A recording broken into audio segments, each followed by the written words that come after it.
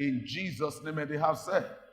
Amen. Praise the Lord. Take your seat. I want to welcome you to the part 2 in the series of the secret behind tithing. We started by saying that tithing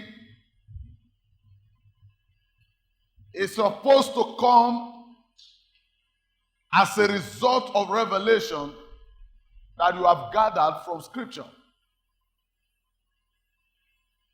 A man called Abraham, he had an encounter with God, and when he had an encounter with God, the Bible said when he came back from the battle,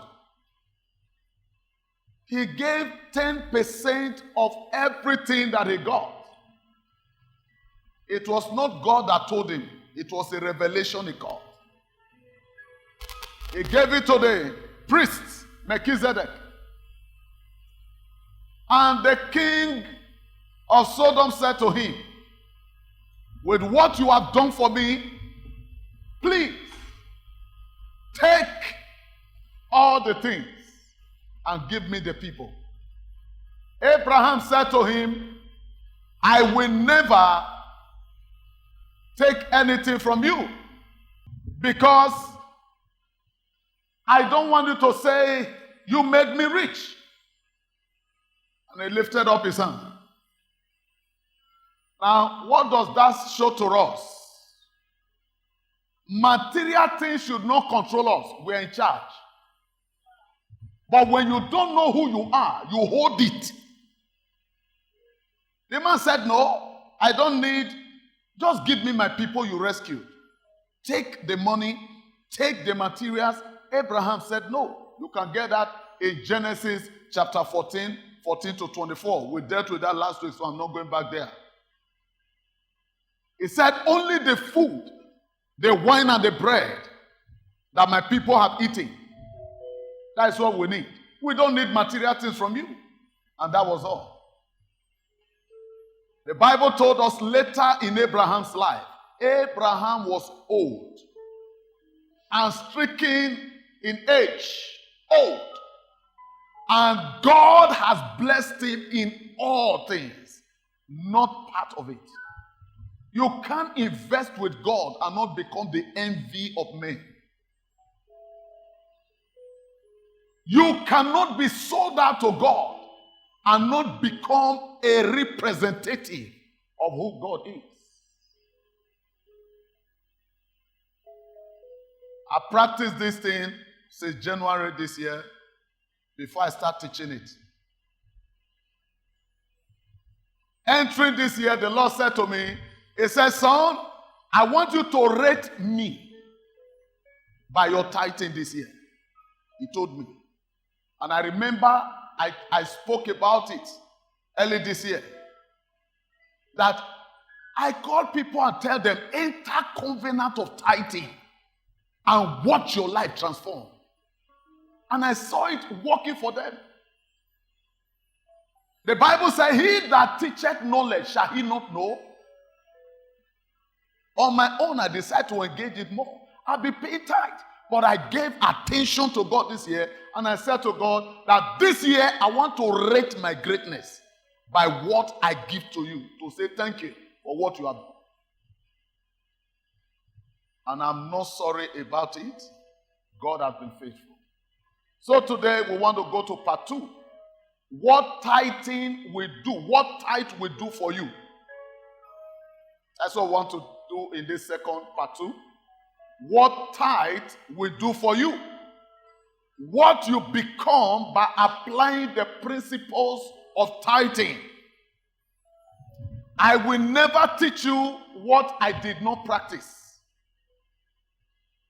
The records are there. Go and check my tithes. You will know that what I'm teaching you is a practice I have been doing since the beginning of this year without failing. It's a dangerous secret that have made great men. People like Rockefeller, all those heavy big wings that you have heard of, they enter covenant of tithing with God. It's a secret behind greatness. Please follow me as I teach you. What do you become by applying the principles of genuine tithing? You can cheat. You can deceive. This is what I have, and nobody will ask you. It's between you and divinity, and it's between you and your next blessing. It's not how much you earn. It is how faithful are you in what you do. 1 Corinthians chapter 4, 1 and 2 from the NIV. We're going to take it off from there. I want your heart to be open. It's going to be pure business this month. The scripture says, so then men ought to regard us as servants of Christ and as those entrusted with the secret things of God. I read it again. So then men ought to regard us not as pastors, not as bishops, apostles, as servants of Christ, and as those entrusted with the secret things of God. Tithing is a secret avenue of God prospering his people. Take number 2. Look at number 2. Now it is required. Somebody's good news is coming for somebody here. I hear it so clear in my ear. Good news is coming. I will hear my own. In the name of Jesus. Now it is required that those who have been given a trust must what? Come on, talk to me. Must prove faithful. You prove it. He said to Abraham, now I know that you fear God. Now I know. What?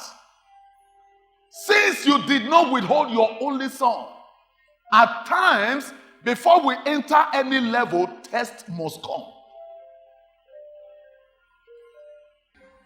My prayer for you is that may you not lose sight of revelation. It takes revelation to stay ahead of people. The Bible said in heaven, there will be, it said he shall wipe all tears. Humorously, a man of God said, why will he wipe tears? Because when he takes you, he said, why are you here now? He said, I am dead. Okay, you are dead. Oh, how was your life on earth? He said, I tried. Okay, no, come. You see this is what you're supposed to have gotten on earth. You see this one, this belongs to you. You see this one, this belongs to you. You see this one, this belongs to you. But because you were not sensitive, you were just looking at yourself without looking unto God to give you revelation of your benefits. You lost all. And the man started crying. And he gave him handkerchief. The Bible says, shall wipe all tears. May you not cry later in life. That is a prayer for somebody, not for everybody. So it takes revelation to thrive in this kingdom. He said the people perish, not because of the enemies. The people perish because of lack of knowledge. Knowledge we expose, we brighten, we enlighten. I showed us something on Wednesday. Job was speaking. He said, when your light shined on my head and enlightened my path. There are two lights. The one on your head is what makes you great in life. The one on your path is what guides you. So if you go for the one that guides you and you fail the one on your head, my dear, you will be struggling. You can have money, but you can never be great. Every greatness in life must be the greatness that you get from the asset that God has given to you, the mind. Where the mind goes, the man goes. In the things of God, you don't run with God with your mind. You run with God with your heart. God is not moved by eye service. God is moved by heart service. Don't do things for people to say thank you, well done. do things to attract God's well done. When God tells you well done, everything will be well with you. He says, say unto the righteous, it is well with you. So please, let your focus shift from pleasing men to pleasing God. I am not saying after today, you say, I don't care what men say. If you also do that, you are walking in error. You can't please God and men not see it and appreciate it. Because the reason why God will prove himself in your life is because he wants to draw more disciples to himself. He said, by this shall men know that ye are my disciples. I pray for somebody this morning. May you become the emblem of God's faithfulness. Oh, may men look at you and they want to serve God. That is my focus, preparing you for 2022. Whatever I'm doing now, I'm preparing you for 2022. You will not fail. You will never be small. Nothing will stop your greatness. And you will not stop yourself. In the mighty name of Jesus. Tithing is one of the mysteries of the kingdom. And we are expected to be stewards of these mysteries of God. You are to be custodian of this secret. When people are playing with it, you just look at them, you smile. You say they don't know what they are missing. You just go. Now, ladies and gentlemen, we are going to look at what tithing does to you when you are faithful in carrying it out. Number one, accountability. When you are a genuine tither, it makes you accountable. Why? You know every income that comes to you, you must put aside a tenth. This word is number one management principles. For those of us that read accounting in school, or even if you did accounting on, is it GST they call, what? General Studies? GST. Some of us did it to an extent before you now veered into your true discipline. And if you read accounting, you will understand that you are not an accountant until you are accountable. There are many chartered, they call them chartered accountants, Abby.